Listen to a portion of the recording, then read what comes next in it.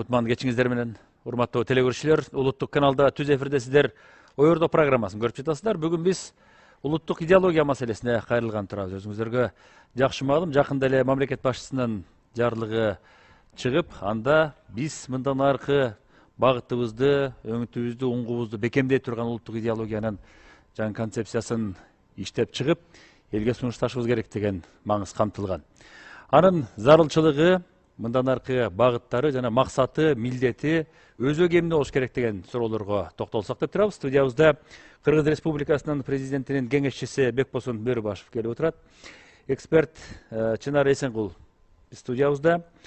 Республика президентинин администрациясынын тышкы саясат бөлүмүнүн эксперти Шаазадан Түмөнбаев мырза биздин студиябызда. Ошондой эле илим изилдөөчү Канай Токтомонбетовду чакырганбыз. Саламатсыздарбы, урматтуу катышуучулар? Бекбосын ага кепти сизден баштайт окшойбуз. Буга чейин дагы бир көрсөтүү чыгарып, анда дагы ошол жарлыктын маңызын талкууладык эле. Андан бери жумушчу топтун курамы туурасында тааныштырылды. Айрым сунуштар келип аткандыгы жөнүндө маалыматтар бар. Андан тышкары ушул радио телеберүүлөрдө кандай болуш керек?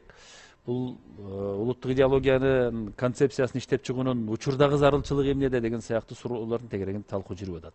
Сиздин көз карашта?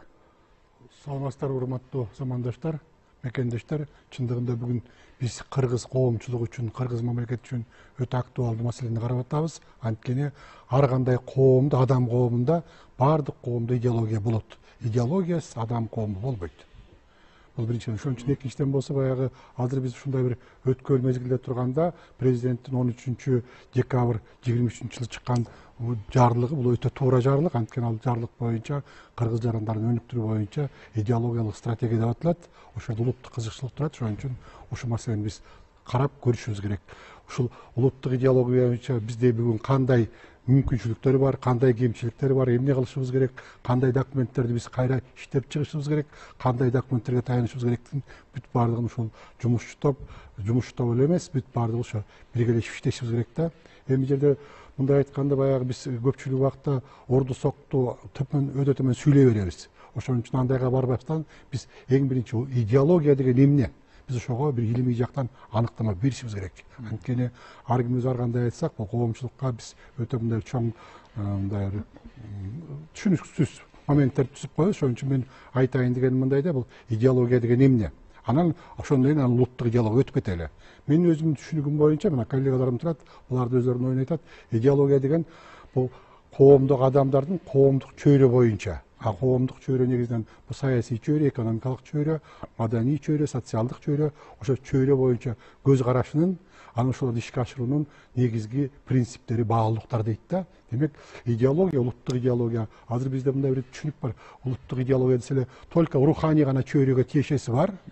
Только ошол жак боюнча иштешибиз керек деген бир түшүнүксүз болуп атат да.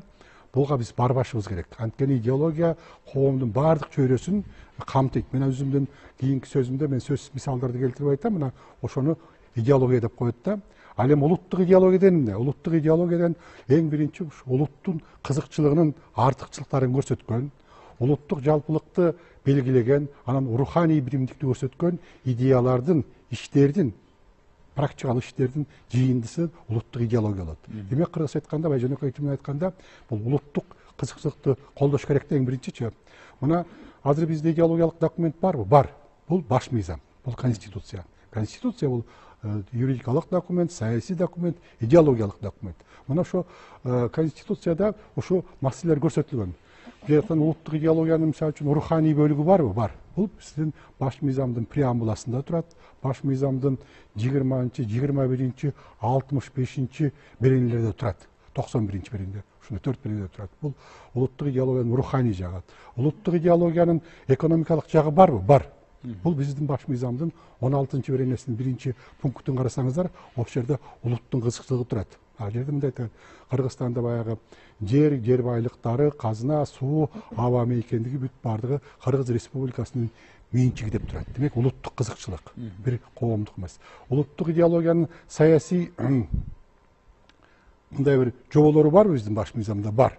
Бул баягы биздин баш мыйзамдын биринчи беренесинин 4-чү пунктунда турат. Ал жерде жазылып турат: эгемендиктин ээси эл бийликтин булагы деп турат да. Ошон үчүн да мындай бир жанагы улуттук идеологияны иштеп чыгуунун негизги базалары бар деп айтам. Бирок аларды толукташ керек. Мына ошо базалар боюнча биз баягы концепцияны иштеп чыкканда ошолорду эске алыш керек. Ал эми жалпы эле концепция боюнча мындай айтканда, бул концепция боюнча дагы биз түшүнүшүбүз керек. Бул баягы коомдогу өнүгүүнүн жолдорун, бир проблеманы чечүүнүн жолдорун көрсөткөн идеялар болуш керек. Анан ошо идеяларды ишке ашыруучу так мындай бир аныктамалар керек да. Ошондо гана концепция болот. Же болбосо концепция болбой эле, мисалы үчүн баягы биз көп мындай ураандарды кабыл алып атпайбыз. Мисалы үчүн биз Манастын 7 осуяты дедик. Ага чейин баягы Советтер Союзунун убагында коммунизмди куруунун моралдык кодекс деген сыяктуу бир ураандар менен чыктык. Бирок ошо ураандар ураан бойдон эле калбастан аларды ишке ашыруунун механизмдерин биз беришибиз керек. Ошол механизмдерди бергенде, конечно, биринчи орунда баягы укуктук механизмдер турат. Анткени коомду иштетиш керек. Андан башка дагы социалдык, руханий ченемдер турат да. Мына ошону биз ушу так айтып коюшубуз керек. Мен ушу бүгүн силердин чакырганыңарга чоң рахмат. Атайын ушу өзүмдүн оюмду айтайын деп келдим. Анан жумуш топ эгерде ушулар керек десе, чакырып сүйлөшсө, ошол жерде дагы мындай бир өзүбүздүн оюбузду биз бөлүшөбүз го деп ойлойм да. Анан да бир эки сөз айтып коеюн. Мына жакында эле Илимдер академиясында ушул маселе боюнча 13-январда атайын чогулуш болду. Идеология боюнча, идеологиялык багыттары боюнча мына ушундай иштерге ошо окумуштууларды кошуп жүрсөк, менимче абдан жакшы. Биз утабыз деп ойлойм да. Кеңирээк дагы, тереңирээк дагы. Терең болот, Маңыздуураак деген. Чынар айым, максат милдетин эмнеден көрүп атасыз? Ушул жарлыктын негизинде коюлган. Эми негизги максат менимче бул ошо келечекти Кыргызстан, жаңы Кыргызстан деген бир ойдун сүрөттөп берүү да, визуализация деп коет го. Бул документ албетте идеологический дегенде мүмкүн бул жана баалуулуктар жөнүндө болушу мүмкүн. Биздин жарандар, биздин адамдар кандай баалуулуктарга ээ болуп, кандай адамдар болуш керек, кандай мамлекетке салым кошуш керек деген бир жагы. Бирок ал үчүн ошо Кыргызстаныбызды биз элибизге, жарандарыбызга сүрөттөп бериш керек болот. Максат кайда баратабыз да, жаңы Кыргызстан кандай депчи. Ошол үчүн мындай бол, андай болдон бир нерсе нормативный жактанчы. Кыргыз мындай болчу, улуу эл болчубуз деп көп сөз айтылып атат. Ошол эле биздин ошо жанагы жумуш топтун ичинде. Албетте тарыхый жактан келгенде чыныгы кыргыз эли, кыргыз жери көп нерсени көрүп, көп тажрыйбасы бар, кылымды карыткан элбиз. Бирок ошол эле замат келечек кандай болот деген сөз. Ал үчүн менимче негизги эң биринчи максат ушу биздин топтун бул адекваттуу болуп, азыр кайсындай жагдайда жашап атабыз, реалдуулугубуз кандай деп туура бир оценка берип, диагноз коюп туруп, анан ошо келечекке кыймыл жасаш керекпиз да. Анан келечек дегенде дагы ошо топтун ичинде менимче мындай жалпылап айтсам эки мындай ой айтылып атат. Мындай карама каршы же параллелдүү кете турган ойлор деп айтсам болот, жаңылышпайм го. Бул ошо цивилизационный жактан да калып атышат да. Биз жана көчмөн цивилизация эл болуп, көчмөн оюн эл дүйнөгө сунуштап, азыр башка мамлекеттер аны улантып кетип атышат. Бирок жалпы ошо биз өзүбүздү көчмөн эл катары санагандыктан кийин, бирок көчмөн цивилизациясы мындай илимий жактан дагы дүйнөгө өзүнүн эмнени салымын кошо алатынын так белгилеп бере элекпиз да. Көбүнчөсү мүмкүн жана письменность дейт го, убагында мүмкүн алды болбой калгандыгыбызда, ошол эле биздин манасыбызда жаткан терең саясий башкаруу болобу, экономикада болобу, элдин башын кантип бириктирип, ошол эле кыргыз канаты дейбиз. Чылып тарыхый жактагы нерселер, көп нерселер бар, бирок ага саясий жактан оценка, биздин саясий маданият мындай болгон деп менимче бере элек да.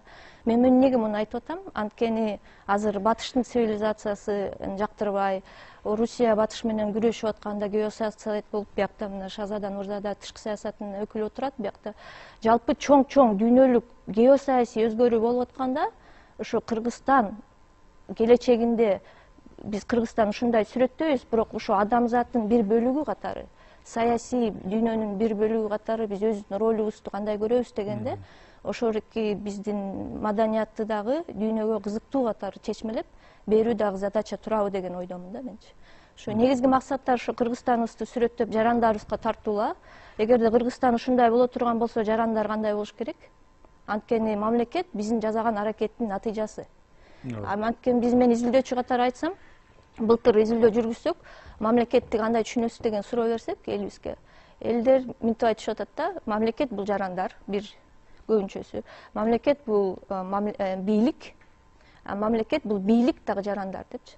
Анан ошо мамлекет деп айтканда биз жарандар менен мамлекетти бөлүп салганбыз да ушу. Ал советтик биримдиктин да өзүнчө бир ролу бар аякта. Бирок айткым келгени, мамлекет деген бул бийлик эле эмес, мамлекет бул ар бирибиз жарандарбыз да. Ошону түшүндүрүш керек болуп атат. Бизде бийлик алмашып атып, өзгөчө жаңы тарыхыбызда Кыргызстандын 30 жылдын ичинде Борбор Азиянын ичинде эң көп мамлекет президенттер алмашкан өлкө болгондуктан, элдер мамлекетти бийлик деп эле түшүнүп алып, бийликтин өзгөрүүсүн бийлик минтиш керек, бийлик тигиндей болуш керек деп өзүнүн жоопкерчилигин дагы сезбей калышыптыр да. Ошол үчүн ушунун баарын балансты табуу дагы ошондой да задача турабы деген ойдомун да. Шаздан, сенин пикир? Саламатсыздарбы? Алгач ушул биз президентибиздин тескемеси Кыргыз Республикасынын жарандарынын руханий өнүктүрүүнүн улуттук идеологиясын узак мөөнөттөгү концепциясын түзүү боюнча ушул жумушчу топ жылдын этегинде жогоруда айтылгандай түзүлдү.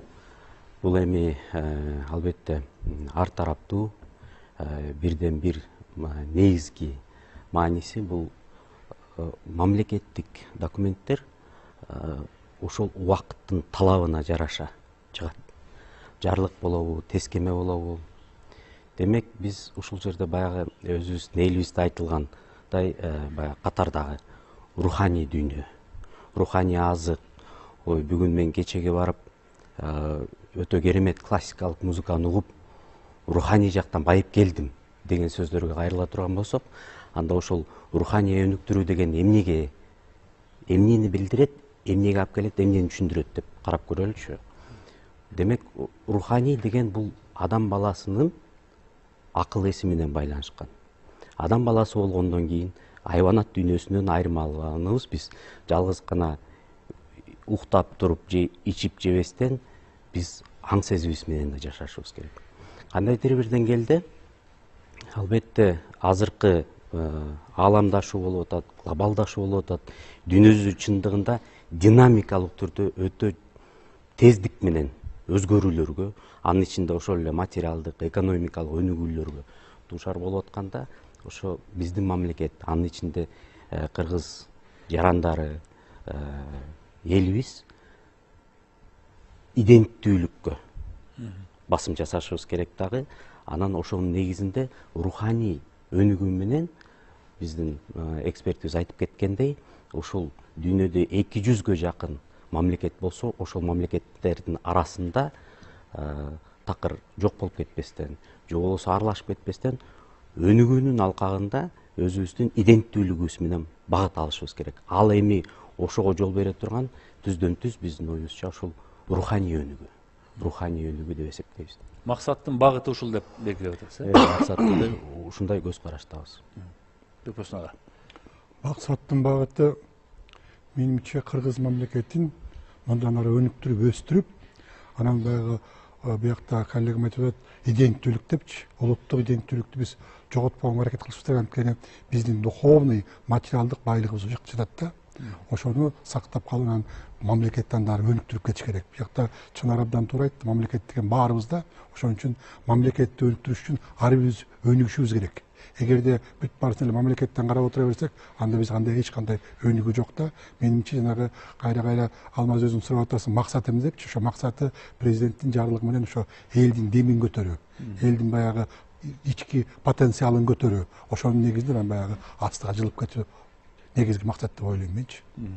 Канай мырза, эмнени күтүп атасыз? Саламатсызбы? Мен өз сөзүмдү төмөнкүдөн баштагым келет эле да. Мына идеология деп атабыз да. Мына биз ага айтып кеткенде, идеология бул жок нерсе эмес да. Адам болсо, коом болсо, демек анын идеологиясы бар. Идеологиясыз болушу мүмкүн эмес. Ошол себептен бизде баягы коомдо мындай сөздөр айтылып калат да, идеологиябыз жок, анан бир жакшы идеологиябыз болсо биз өнүгүп кетет элек дегенчи. Мен айткым келет эле, бул жаңылыш ойлор. Идеология бизде бар. 90-жылдан баштап биз тарыхта белгилүү, баарыңарга белгилүү 3 даңазалуу идеологиянын бири либерализм идеологиясынын кучагына кирип кеткенбиз. башкача айтканда ошонун кесепеттерин мына бүгүнкү күндө көрүп жатабыз. Буга чейин мыкты бизнесмен, мыкты өлкө деп келаттык, ошону менен бирге инвестор келсе жыргап кетебиз деп аттык, ошону менен бирге тиги жеке бирдиктин кызыкчылыгы керек болсо коомдун да кызыкчылыгынан жогору коюп койгонго жетип аттык. Ошону менен бирге азыркы болуп жаткан индивидуалдуулук, эгоизм, өзүмчүлдүк, менимчилдик, бунун баары ошо либерализм идеологиясынын кесепеттери. Айтат элем да. Эми идеология өзүнүн сөзүнө кайрылсак, биз аба айттык, идеология бул коомдун, элдин кандайдыр бир ишеним, кандайдыр бир идея, кандайдыр бир ой аңдоолорунун тутуму жана системасы. Эми идеологияны ачыктайбыз деп мисалы тарыхка кайрылсак биз көрөбүз. Орто кылымдар бою идеологиянын функциясын дин аткарып келген. Анан кийин жаңы доордун келиши менен буржуазиялык революция деген болот, илимий революция болот. Ошентип диндин өкүлдөрү коомдун чечим чыгаруу институтунан сыртка чыгып калды. Башкача айтканда саясаттан кол жууп калышты. Ошентип ошо заман, ошо күндөн баштап ошо замандын акылмандары коомдун эмгек, руханий жана материалдык баалуулуктарын, ресурстарын кандайдыр бир багытка мобилизациялоо үчүн кандайдыр бир руханий инструмент ойлоп табышты. Ошол инструменттин аты мына идеология. Эми ошентип биз көрүп атабыз, идеология бул руханий конструкт. Идеология бул илим эмес. Бирок биз бүгүн 21 кылымда жашап атабыз. Коомубуз өтө татаал акыбалда, коомдо көптөгөн катмарлар бар, цивилизация деген турат. Ошон үчүн биз идеология деген түшүнүктү илим алкагынан ачыкташ керекпиз. Бүгүнкү күндө басымдуулук жазып атат, фольклордук, баягы фольклористика, мифология, көркөм адабият катары эле идеологияны айтып келе жатабыз, даңазалап эле. Бирок кечиресиз, биз 21 кылымда жашап атабыз. Келгиле илимий ачыктоо жасайбыз.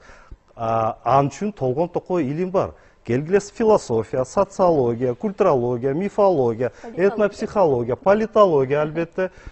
Ушундай илимдерге таянып, ушундай илимдер менен куралданып биз карасак, анда биз көрөбүз. Идеология бул коомдун өнүгүүсүнө, мындайча айтканда карапайым калкты үгүттөөгө жана карапайым калкка ошо өнүгүү жолун түшүндүрүп берүүгө, үгүттөөгө арналган кандайдыр бир инструмент. Эми ошону менен бирге биз көрөбүз. Бул баягы жалпылыкка арналганда ар бир жаранга биз түшүндүрүп бере албайбыз да. Өнүгүү деген эмне? Ар бир жаран политолог боло албайт, ар бир жаран экономист боло албайт, ар бир жаран социолог, культуролог, религиоведение дегендерди биле албайт. Ошол себептен биз идеология ойлоп таап атабыз да, коомдун өнүгүү жолун толук тиги карапайым калкка түшүндүрүп бериш керекпиз. Мына идеологиянын максаты десек. Эми ушул эле заматта биз түшүнүш керекпиз. Идеология бул экинчи маселе. Биринчи маселе бул коомдун өнүгүүсү. Эми биз бул маселеге да жооп бере албай жатабыз. Бул маселеге жооп бериш керекпиз. Коомдун өнүгүүсү деген эмне? Биз кредит алып, Кытайдын гаджеттерине алып, тиге Lexus деп келүүбүзгө сүйүнүп, той өткөзүүбүзгө сүйүнүп, мына өнүгүү деген ушу дейбизби? Же болбосо коомдун өзүнүн руханий жана материалдык баалуулуктарын эмгек аркылуу кайра жаратууга мүмкүнчүлүгү бар болгон же ушулбу өнүгүү? Ушундай суроолорго жооп бериш керекпиз. Ошондо ачык айкын болуп калат. Идеология экинчи маселе, биринчи маселе өнүгүүнүн жолу. Баягы биз баарыбыз билебиз, гениалдуу биздин Алык Осмонов айтып атат, из карайын токтой турчу ата журт. Мындайча айтканда, биз бүгүнкү күндө коомубузда жетиштүү интеллектуалдык ресурс бизде жетиштүү. Биз ошо өнүгүүнүн жолун иштеп чыкканга мүмкүнчүлүгүбүз бар. Коомдун өнүгүүсүн. Эми азыр биротоло айта кетейин. Эми ошо коомдун өнүгүүсүн иштеп чыктык дейлик, Анан ошону менен бирге ошол идеологияны иштеп чыктык. Ага биздин кудуретибиз жетет, мен билем. Бирок ошо идеологияны идеология чындыкка, объективдүү реалдуулукка тете болуш керек. Биз азыр каалагандай өзүбүзгө апапака канаты бар идеологияны ойлоп таап алабыз. Бирок иш жүзүндө ал объективдүү реалдуулуктун талабына жооп бербесе, коомдук процесстердин талабына, табигатына жооп бербесе, анда Манастын 7 осуяты сыяктуу эле бир тарыхтын алкагында кала берет. Эми дагы бир нерсе айтып кетким келет эле. Мына идеологияны ойлоп таптык дейлик, Бирок кечиресиз, идеологияны ошо жалпылыкка таркатуу бул чоң жумуш. Бул килеген коомдун ресурсун талап кылган жумуш. Кечиресиз, эмне деген мугалимдер керек болот, эмне деген баягы пропагандисттер керек болот, эмне азыр мисалы блогерлер деген бар, интернет тармактар деген бар. Кечиресиз, аларга да көңүл буруш керек болуп калат. Кайсы жерде коомдук эмгек сарпталып атса, кайсы жерде убакыт сарпталып атса, демек ошол жерде материалдуу баалуулуктун кандайдыр бир уникалдуу формасы узатылат. Ал уникалдуу формасыз эч бир иш жүрбөйт. Ал форманын аты акча. Демек, биз экономикалык маселебизди чечмейин эч кандай идеологияны ишке ашыра албайбыз. Кандай дедиңер? Өтө кызыктуу ой пикир. Чынар Айтабай. Мындай жакшы ойлор айтылды, кызыктуу болду да, чындыгында укканга. Анан менче кандай десем, жана башында өзүм сөзүмдү айтып атпаймынбы? Бизде эки аудитория бар да. Бир аудитория ички, башкача айтканда, экинчиси сырткы деп болчу, сырткы дүйнө. Сырткы дүйнөгө келгенде кичине кооптуу моменттер көбүрөөк болуп атат. Жанагы эле геосаясатты айттым. Анан биякта мен жеке оюм ошо биз кыргыз адамы ким, кыргыз жараны ким деген суроодо иденттүүлүккө жооп издеп атканда ички жоопту суроого берип. Биз деген сырткы дүйнөнүн дагы реалдуулугун эске алышыбыз керек. Анан биз кайсы нукта өнүгүп кетебиз делчи. Макул, экинчи маселе өнүгүү дегенди кандай түшүнөбүз, бирок азырынча аны талкуулабай эле кое туралык. Ал дагы чоң маселеси, честно. Бири-бирине байлап атпайбы? Же өнүгүү идеологиянын тиги бекемделишин шартташ керекпи, же идеология өнүгүүнү шартташ керекпи деген? Идеология үчүн эмес, идеология өнүгүү үчүн. Ооба, биз деле ошол эме башында, мисалы ошо кыргыз жараны концепциясы иштеп чыгып атканда деле Энсур деген документибиз бар го, 40-жылга стратегия развития. Ошол жерде жазылып атат да, Кыргызстан улуттук өнүгүү жолу ушундай депчи. Анын ичинде бир канча бөлүктөрү бар. Ал 40-жылга чейинки стратегия болчу. Анын ичинде биз айтып атабыз, элдин биримдиги мисалычы, бул шарт, өнүгүүгө шарт деп ошол логика менен кеткенбиз. Бирок өнүгүү дегенди элдер ар кандай түшүнүп атышат. Макул, элдин биримдигини ал бир нерсе, бирок элдин биримдиги эмне үчүн керек? Күчтүү мамлекет эмне үчүн керек дегенде өнүгүү керек. Андан ары да сурасак болот. Өнүгүү эмне үчүн керек? Аяк отуруп баягы эле адамдын жакшы жашоосуна, адамдын өзүнүн адам катары таап ушул дүйнөдөгү жашоого келгенден кийин жакшы жашап, анан жана айбанаттан алмашып, адамгерчилигин, адамдык баалуулуктарды дагы ошо менен жашап өтүүсү, аяк отуруп адамга шарттар түзүү. Мындай кайсы мамлекетти албайлык? Эң акыркы максат кайра эле адамга келип атат, адамдын сапатына, адамдын баалуулуктарына. Бирок азыр ошо дүйнөлүк система мамлекеттерге бөлүнүп, ошол негизги эл аралык мамилелерде мамлекет бул эң негизги кирпич да. Ошол үчүн мамлекеттүүлүгүбүз барып ушунчалык баягы биздин тагдырыбызга өзүбүз мамлекетибиз болгонго аябай сүйүнүп, бирок ошону сактап калыш керек болуп атат да. Өзүңүздөр көрүп атасыздар, Украинанын каяка алып баратканын жалпысы. Айткым келгени, ошол коркунучтар бизде деле бар, тилекке каршы. Ошол үчүн эң негизги максат менимче биздин жарандарды күчтүү жарандар кылып тарбиялап алсак, мамлекетибиз күчтүү болот. Анткени адамдан жарандын айырмасы, жаран налог төлөйт, жаран армияга барат, жаран деген патриот болуш керек, ал деген этносуна, улутуна деп коелучу карабай, баары кыргыз жаран болот деген ошол ойду айтып атабыз. Ал эмнеге керек? Ошол эле улуттук коопсуздукту күчтүү кылганга керек. Улуттук коопсуздук эмнеге азыр аябай чоң бир угрозада туруп атканын баарыбыз эле түшүнүп атабыз. Анан дагы бир нерсени айтып коеюн, бирок как мындай кыстырма катары көп эметпейм, бирок для дебатов да. Бул жана улуттук идеология деп калбадыбы агай? Бул өзү тескеменин атында да улуттук деп турат. Ошо улут деген сөздөн дагы чоң чыгып атат да. Биз улуттук азчылыктар деп, этностук азчылыктарды айтып атабыз. Улуттук коопсуздук же улуттук кызыкчылык деп, национальный интересы орусча да. Биз мамлекетке тиешелүү нерсени айтып атабыз. Башкача айтканда, жалпысы ушу адамзаттын саясий жакта өнүгүүсүндө улут деген нерсе бул биз эле эмес, бүт Европада деле, Америкада эки мааниде түшүнүлүп калат, аз дегенде. Бирөөсү улут бул этностордун эмеси катары, синоним катары. Бир жагынан улут бул мамлекетке тиешелүү катары. Ошол үчүн ошол жерде улут мамлекеттик деген бар го, улуттук мамлекет деген понятие түшүнүк. Ошол эки нерсени биз ачыкташыбыз керек болуп атат. Кыргыз Республикасы бул кайсы моделде өнүгө турган улуттук мамлекет?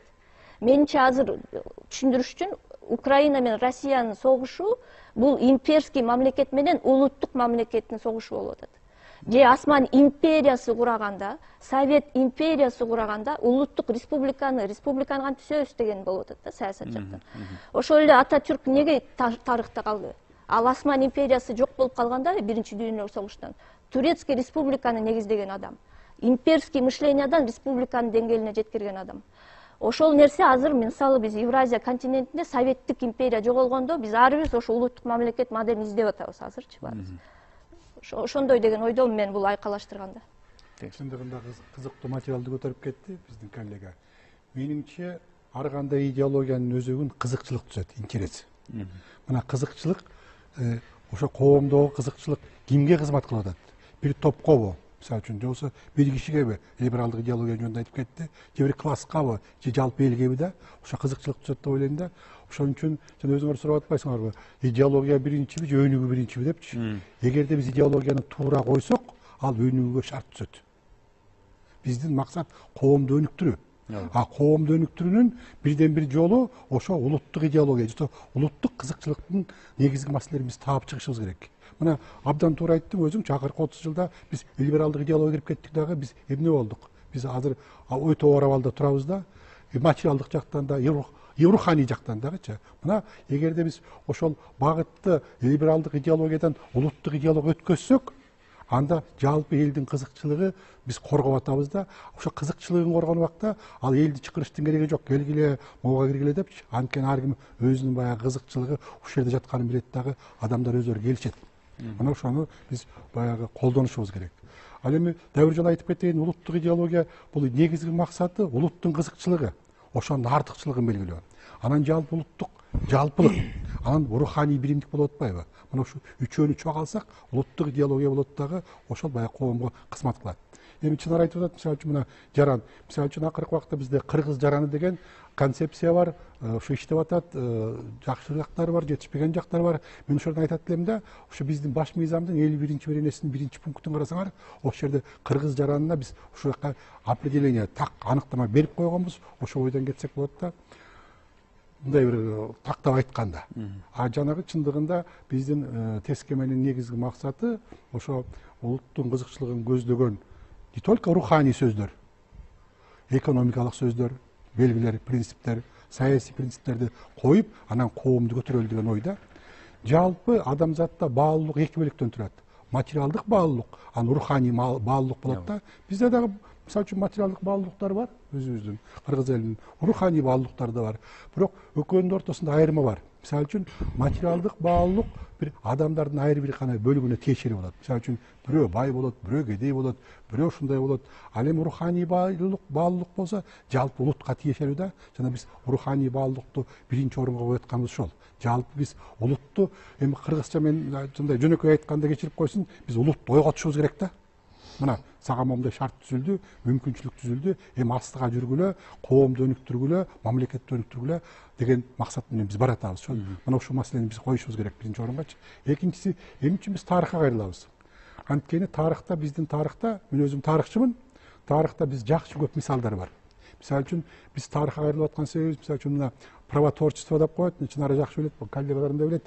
Укукту жаратууда кыргыздарда укукту жаратууну эч качан бир адамга берген эмес. Обычный право, адатты. Кыргыздар баягы коом, үй бүлө, бир этностун бир тобу, урук болуп, өздөрүнө керектүү мыйзамдарды өздөрү жазышкан. Бул тарыхта далилденип турат. Бизге караганда мына казак туугандар, аларды кандай эмес. Аларда Чингизиттер, мисалы үчүн Касым хан, Эсим хан, Табуке хандардын эрежелери, положениялери бар да. Ошон үчүн биз деген жанагы ар бир маселе боюнча өзүбүздүн оюбузду айтканга шашабыз, ошону билдиребиз. Ал биздин каныбыздан калып калган. Анткени аталарыбыз ошондой бир баалуулуктарды, руханий баалуулуктарды өздөрү жаратып келишкен. Ошон үчүн мындай бир жакшы жакты биз сөзсүз колдонушубуз керек. Ошону кайра көтөрүп чыгышыбыз керек. Туура жолдо бекемдеп кетип Туура жолдо бекемдеп кетиш керек, ушундай. Жаздамыз. Жана Канай мырза да жакшы бир суроо койду да, чын эле. Баягы той өткөрүп алып ошол максатпы жашоодо же кандайдыр бар ар жагында дагы бир нерсе барбы дегендейчи. Анан ошону улай эле ушул идеология болобу, ошол кандайдыр бир концепция болобу, ошонун баардыгы тең алып келип өнүгүүгө деп атабыз, Ал эми ошол эле өнүгүү бул эми түздөн түз адамзатына, элибизге тиешелүү болуп аткандан кийин ал жөн гана өзү эле өнүгө бербейт, анын өзөгүндө руханий азык болуш керек, руханий өнүгүү болуш керек. Агайыбыз да туура айтты да. Мисалы, Европа мамлекеттеринин биринде ушундай материалдык жактан, мисалы ошол айыл чарба жагында эле өнүгүүгө жетишиптир. Уйларды, кадимки эле уйларды ушундай акыбалда келеткен музоолору өзүн алар уйлар той албайт. Кесарево сечение менен айткан. Ушунчалык булар убакытты, акчаны ошол эт өндүрүшкө кетип аткан чыгымдардын баардыгын эсептеп туруп, анан музоо балким биздин музоолор менен бир 6-7 айлык болуп эле даяр болот, анан той албайт да. Кесарево сечение. Туугандан кийин дагы кайра эсептеп туруп, анан ошол музоону эле кайра бир 4-5 айдан кийин эти өтө жумшак болот деп туруп, кайра союуга, этине кетирет экен да. Мен эмнени айткым келип атат? Бул жерде мисалы биздин элде айван баласы болобу, жаныбар баласы болобу, мисалы бодомалдан 1 жылдан ашмайын союлбайт, бата жүрбөйт деп коет мисалы. Бул жагы эмне? Бул жагы биздин оюбузча адамгерчиликтик баалуулуктар, руханий баалуулуктар да мисалы. Анысы карындай ушул түздөн түз материалдык, экономикалык өнүгүү менен кошо элибиздин каныбызга сиңип калган дүйнө таанымы, улуттук баалуулуктары, ошол эле жалпы космополиттик дагы адамдык баалуулуктар менен бирге ошол бул тескеменин негизинде биздин оюбузча ошол биздин адаттарыбызды, наркыбызды бирден бир дагы бир жолу калыбына келтирүү.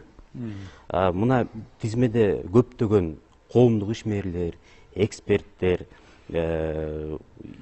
окумуштуулар бар.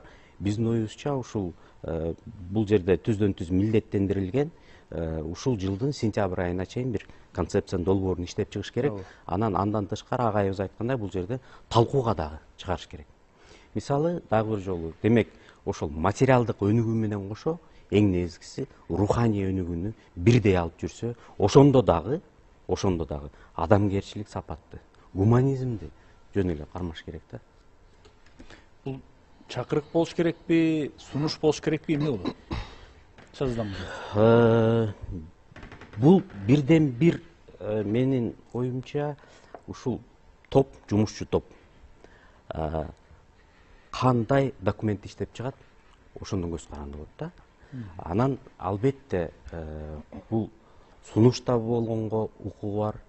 Эгерде татыктуу деңгээлде баарыбыз бул жерде сүйлөшүп аткандай элибизди, коомубузду андан да бириктирип, мамлекетибизди андан да күчтөнтүп, андан дагы өнүгүүгө сала турган документ болсо, чакырык болууга дагы толук укугу бар деп эсептейм. Эме дайыма жогорудан да белгиленип кетти, идеология дегенде жүрүм турум, коомдун тарбиясы, туура эмес адаттардан арылуу, анан бир жакшы адам бололу дегендин тегерегинде көбүрөөк сөз кылып атабыз да. Сиздер айткан ошол жакшы адам болуп тургандан кийин жакшы жашоонун калыптанышына өбөлгө түзүш, анан ошонун бир негизинде жүрүш деген нерсе бул биздин коомго канчалык сиңе турган, биздин коом кантип кабыл ала турган, анан жугумдуу боло турган чакырык болуш керек, бир түшүнүк болуш керек. Жетиш жолдорун айта алабызбы же чынында эле ушул документ катарында иштелип чыкты, мынакей биздики деп отчеттук документ болуп калбайбы деген нерсе да. Ошо жакшы бир нерсени айттыңыз да. Мен деле ушул жумуш топтун ичиндеги дискуссияларда биздин WhatsApp группабыз бар, аякта деле жазып атам. Жакшы адамды тарбиялоо бул жакшы нерсе, жакшы максат, адамгерчилик, гуманизм туура.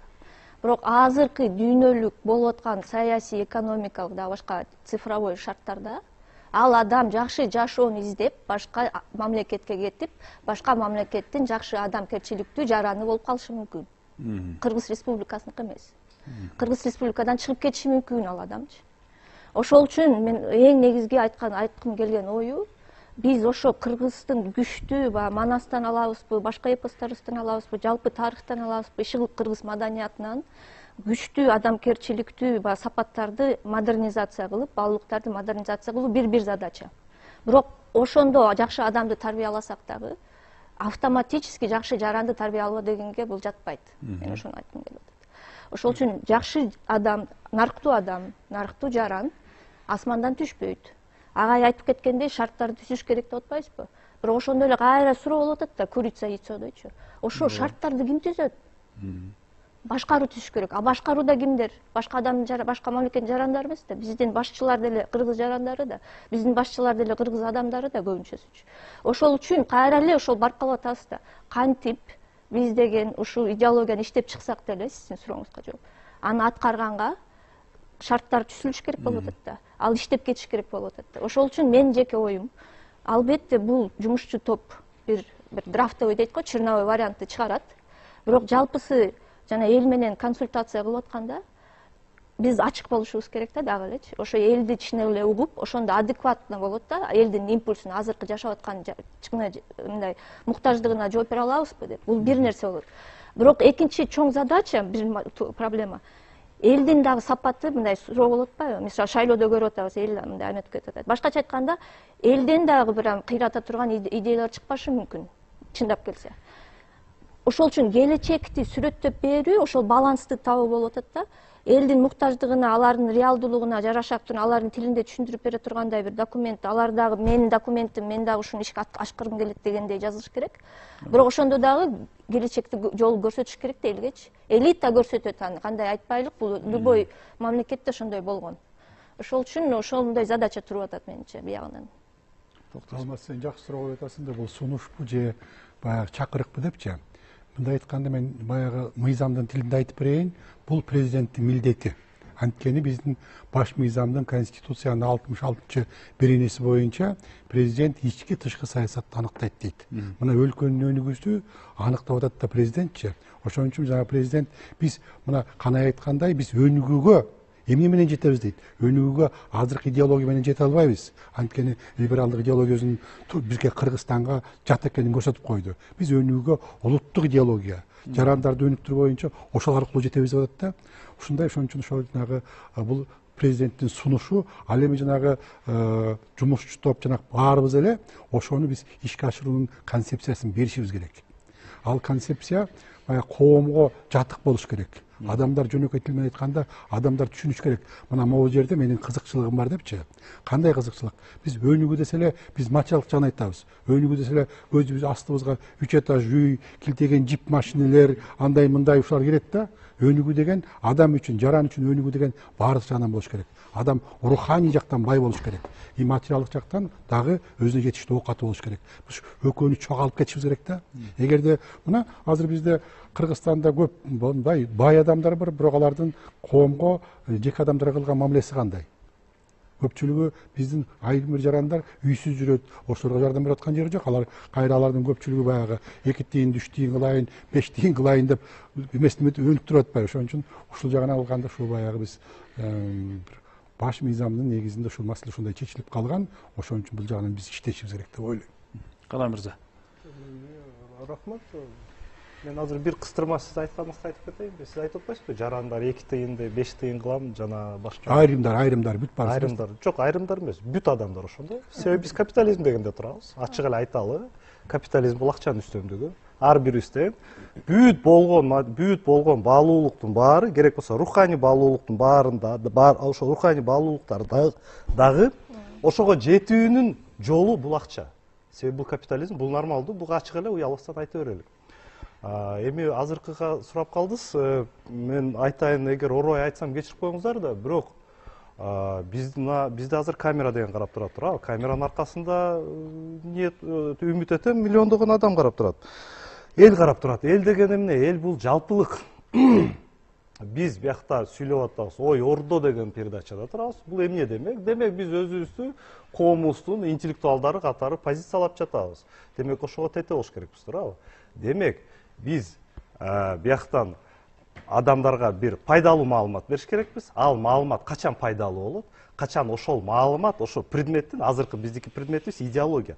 Ошол идеология предметтин бүт жалпылыгын көрсөтүп бергенде, эми ал жалпылыгын кантип көрсөтүп билебиз, кантип түшүнөбүз? Мен азыр бияка туруп алып, менин оюмча мындай, мен тиги акамдан уктум элем, кош таман көрдүм элем, эжем айтты эле десем, бул менин субъективдүү көз карашым. Анын коомго кызыкчылыгы тийбейт жана пайдасы да жок, кызыгы да жок. Биз коомго бир пайдалуу, туура инфопродукт бериш үчүн, туура маалымат бериш үчүн маселенин жалпылыгын айтыш керекпиз. Эми бул маселенин жалпылыгы кайдан экенин кантип билебиз? Андай маалымат бар. ал маалымат коомдук практиканын элегинен өтүп чыгып, илимий критерийдин акыйкатынан өтүп чыккан маалымат, анын аты илим. Демек биз илимди сүйлөш керекпиз. Бул маселелер, азыркы биз сүйлөп аткан маселелер илимде өтө ачык, айкын жана кенен ачылган. Келгиле илимге кайрылабыз да, баарын ачыктайбыз да, баарын ордоруна коюп коебуз. Мына сиз айтып атасыз, биз кыргыздар деп атасыз, бүгүнкү болуп аткан либералдык идеология биздин коомубуздун, элибиздин ыйына, санаасына, үмүтүнө жооп бербеди деп айттыңыз, туурабы? Мен сиз менен толук кошулам. Чынында ошондой. Эмнеге? Себеби келгиле карайбыз. Биз кимбиз? Биз кыргызбыз. Көпчүлүк заманыбызды кайсы маалда өткөздүк? Биз тиги көчмөнчүлүктү өткөздүк. Көчмөнчүлүк деген эмне? Көчмөнчүлүк деген бул аскердик демократия. Аскердик демократия деген эмне? Бул кандай болсо да демократиянын элементтери. Биз чынында эле демократия каныбызда бар. Биздин маданий кодубузда демократия жатат. Биздин маданий кодубузда журттун кызыкчылыгы жатат.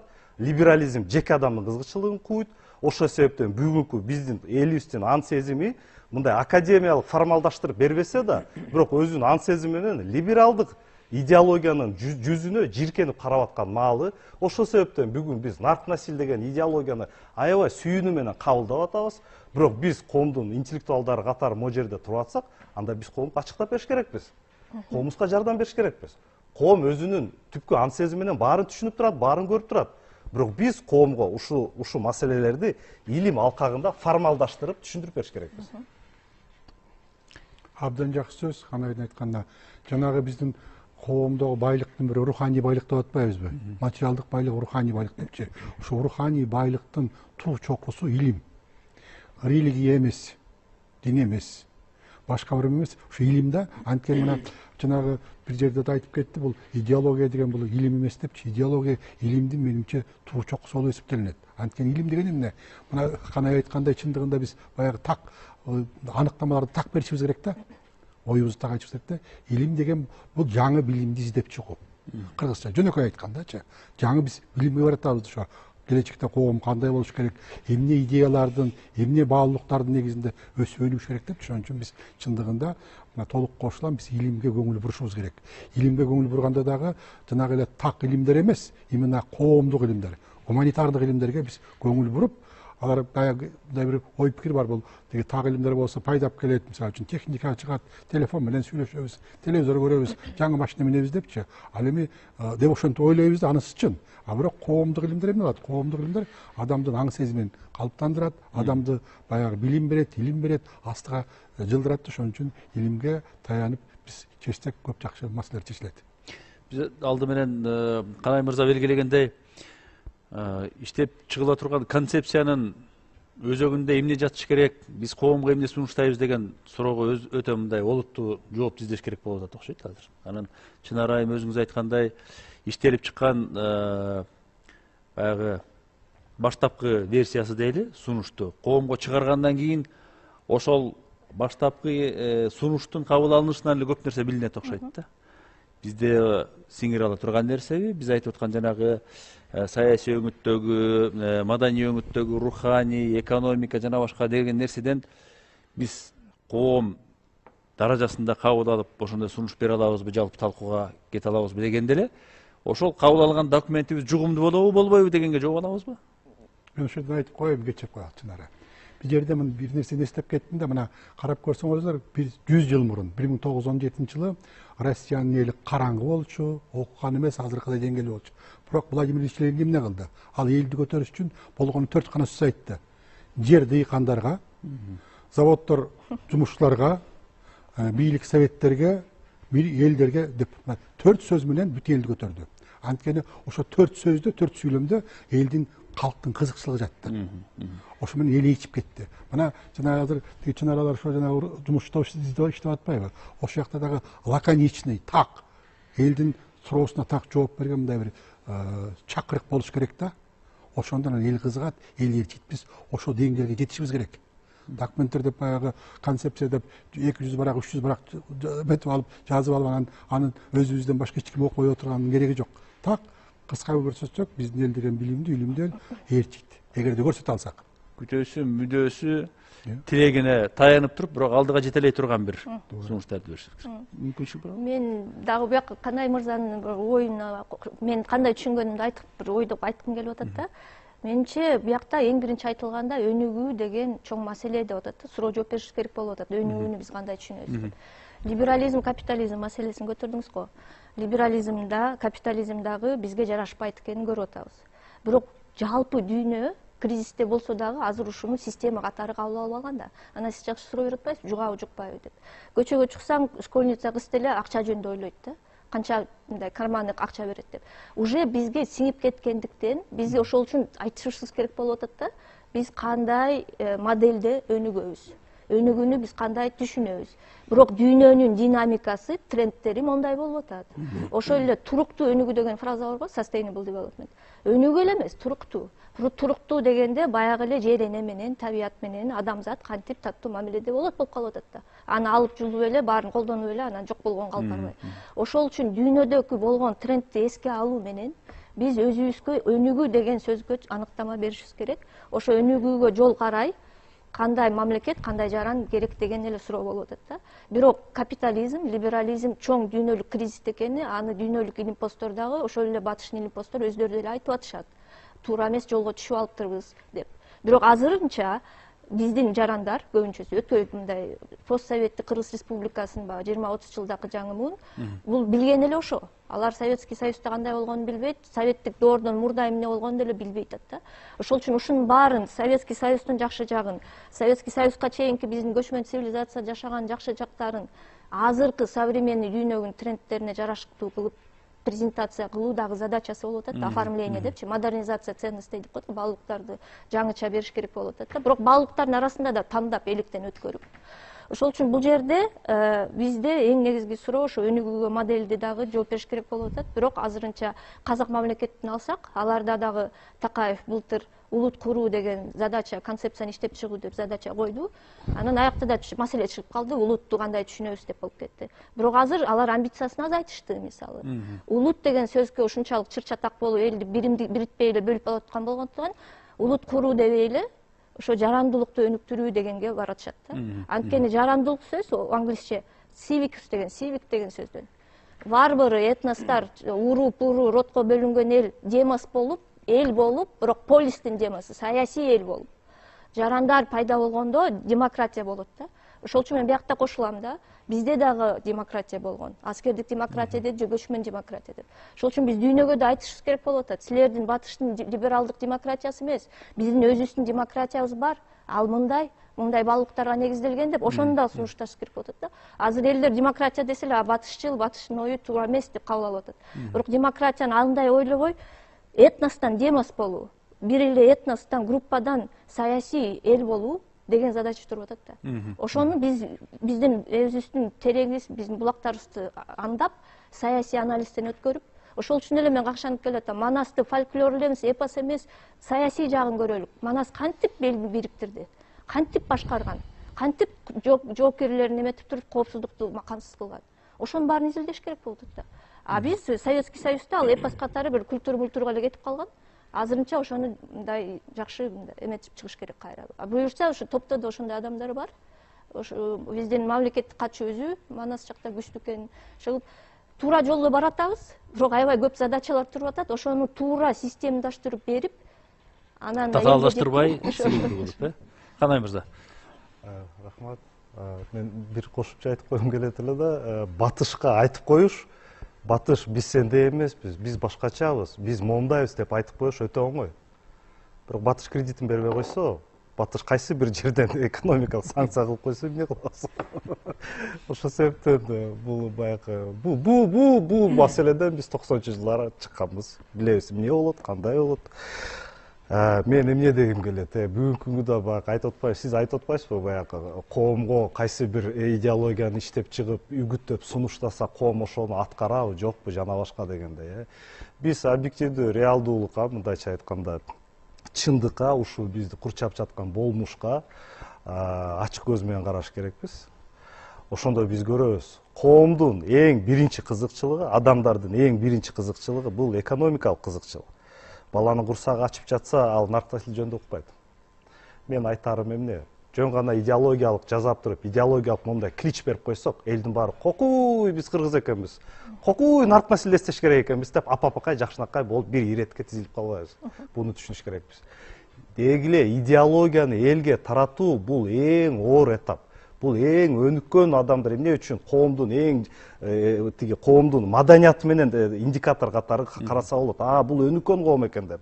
Коом биринчи курсагын тойгузат, үйүн жасайт, анан гана маданият өтөт. Мындайча айтканда тиги идеология ошо маданият талкагында руханий баалуулук болуп жатат. Буну түшүнүш керекпиз. Анан мен бир нерсе айтып жөн гана айтып кетким келип атат да, бүгүнкү күндө биздин дүйнө көз карашыбыз, деги эле биздин таануубуз толугу талкаланган. Эч бири-бирибизди түшүнө албай калдык, уга албай калдык. Эмнеге? Себеби либерализм жөн эле келип калбастан өзүнүн аркасы менен өзүнүн философиясын алып келген. Ал эмне деген философия? Ал деген постмодерн. Постмодерн деген эмне? Ал деген плюрализм. Сиздики да чын, меники да чын, сиз баарыныкы чын, баарыныкы туура. Ошентип бүгүн отуруп алып айтып атабыз, Жусуп Абдурахманов, ой, атабыз мыкты деп атабыз. Ошол эле замат басмачтар мыкты деп атабыз. Кандай бул? Кечиресиз, ал экөө карама каршы келишкен. Бул ошол замат эле туруп эле тиги экзистенциализм деген бар. Адам кандай болсо, адам кандай ойлосо, ошол чындык деген.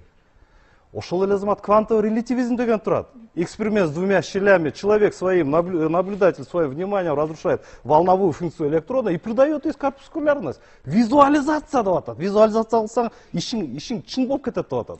Бунун баары жалган илимдер. Мындай жалган илимдер жашап турмайын биз бири-бирибизди эч качан түшүнө албайбыз. Коом деген эмне дегенге жооп бере албайбыз керек болсо. Коом бирдиктеден турат. Биз коомдун бирдик катары фрагментибиз. Эң негизги коом, эң негизги коомдун кызыкчылыгы. Коом болгон үчүн биз барбыз, коом болгон үчүн монун баары турат, коом болгон үчүн чегерабыз турат жана башка.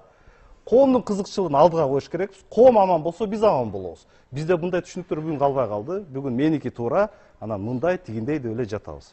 Ошол үчүн илимий академия чыгып бүгүн интернетте кандай чаржайып болуп атат, деги эле кандай телевидениябызда деле чаржайып болуп турат. Өзгө же квант эмне экенин билишпейт, же психология эмне экенин билишпейт, квантовый психология деп сабак берип атышат адамдарга. Анан биз өзүбүздүн жарандарыбызды, өзүбүздүн элибизди ушундай жалган илимден коргой албай атабыз. Керек болсо анан туруп идеологияны түшүндүрүп беребиз деп атабыз. Биз ыплас бир жалган илимден коргой албай жатабыз азыр. Келгиле ошо жөнүндө бир мындай эстей кетели дегеним да. Ушундай татаалдыктарды басып өтүү мүмкүн ба? Мүмкүн. Мисалы үчүн мен бул жерден Чынар аганын айтканына кошулгум келет да. Чындыгында биз азыр Кыргызстанда өнүгүүнүн экономикалык моделин иштеп чыгышыбыз керек. Мына бул жерде баарыбыз турабыз, баарыбыздын либералдык идеология, капитализм Кыргызга мындай бир тескери таасир тийгизди деп атабыз да. Демек, азыркы убакта Кыргызстанда экономикалык модель керек жаңы. Коомдун жана гана айткандай коомдун кызыкчылыгына, жалпы кызыкчылыгына жооп берген модель керек да. Ошонун үстүндө иштешибиз керек. Ошон үчүн жанагы тиги биз идеология десе эле руханий сөздөрдү айтабыз да. Жана рабочий группа жумушчу топтундагы негизги милдеттердин бири ушул. Жалгыз эле баягы сан жырак өтүп кетип, тияк биякты сүйлөбөй, ошол жанагы экономика маселелерди көтөрүш керек. Кыска рахмат. Шаза мырза. Эмне дейсиз? Албетте дагы бир жолу өтө туура. Бул башынан эле адам болгондон кийин, пенде болгондон кийин денесинде ысык кан агып аткандан кийин сөзсүз түрдө ал ошол тамак ашка, материалдык дүйнөгө муктаж. Дагы бир жолу ошо менен бирге баары бир биздин элибиздин баалуулуктары ошол руханий дүйнөнү дагы эриш аркак алып жүрүү бул түздөн түз учурдун талабы жана маанилүү нерсе болуп атат. Канай мырза өзү деле жооп берди. Кээ бирөөнө 10 машина алып берсе деле ошого ыраазы болбойт да, мисалы. Туура ошол учурда кайсы бир үй бүлөдө кыйын акыбал болушу мүмкүн. Бир эле маселе ал баягы деңгээлден да. Демек, ошол учурда дагы бир жолу ушул руханий жактан дагы өнүгүүнү ар дайым эриш аркак алып жүрүү, анан түздөн түз ошол жумушчу топтон азыр үмүтүбүз чоң. Буюрса. Рахмат. Урматтуу көрүүчүлөр, бүгүнкү Ойордо программасы быйылкы жылдын этек жагында коомго сунушталышы керек болгон улуттук идеология концепциясы кандай болушу керек? анын өңүтүндө эмнелер жатышы керек деген суроолорго жооп берүүгө аракет кылдык. Албетте бул бүгүнкү көрсөтүүнүн чегинде эле калкыла турган маселе эмес, талаша турган, талкуулай турган, тактай турган маселелер абдан көп экендигин көрүп отурабыз. Муну жумуш көрсөтөт, коомдук талкуу көрсөтөт. Биз белгилеп аткан эксперттердин сунуштары, көтөрүп чыккан маселелери, анан ушул кабыл алуу процессиндеги биздин активдүүлүк, анан чечкиндүүлүк көбүрөөк таасир этет го деп ойлойм. Ийгилиги болсун, саламат болуңуздар.